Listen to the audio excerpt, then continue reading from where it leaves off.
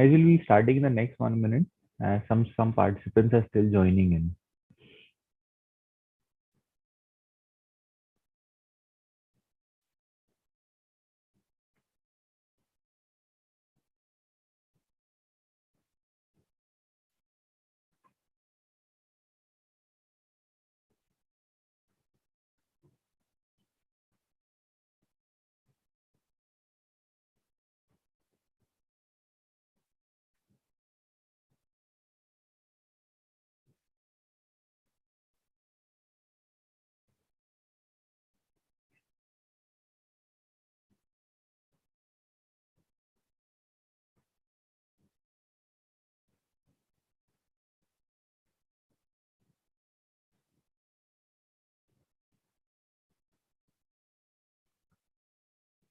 So good morning, everyone. Welcome to this week's first session of Pre-Bell with William O'Neill India.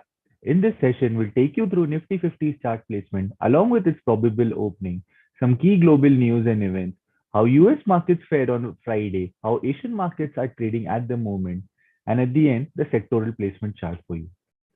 Without much ado, let's start with Nifty 50's chart analysis. If we talk about last week's Nifty 50's movement, 16,700 acted as a brief resistance for Nifty during the week. On Monday, Nifty had a good up move of around 2%, but as volumes on that Monday was lower than that of the previous day, we could not count Monday as an FTD.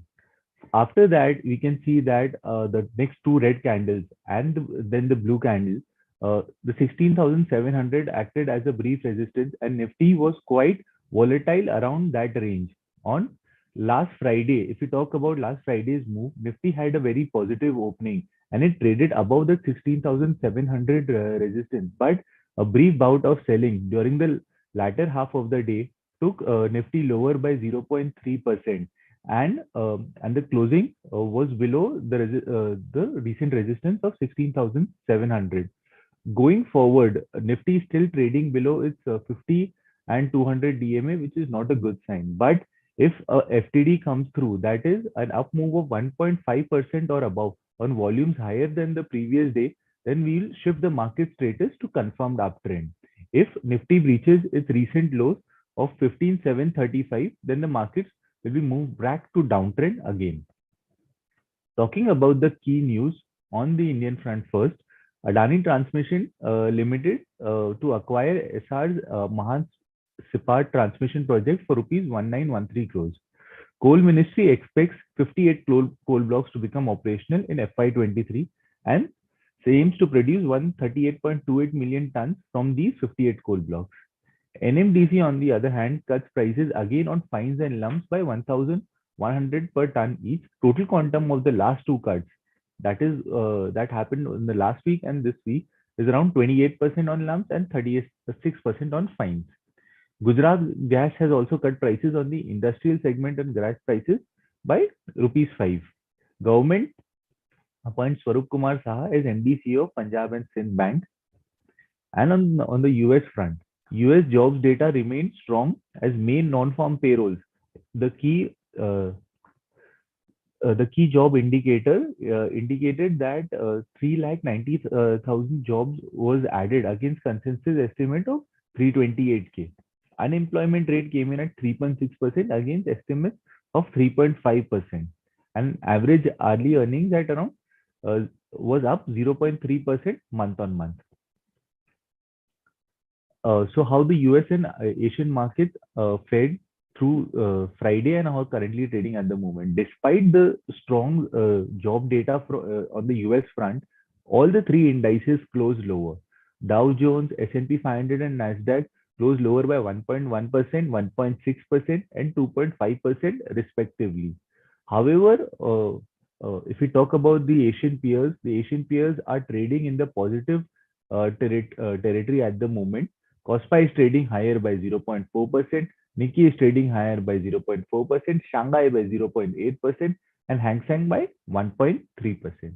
If we talk about Brent crude again climbed above the $120 per barrel benchmark, and it's currently trading at around 120.6.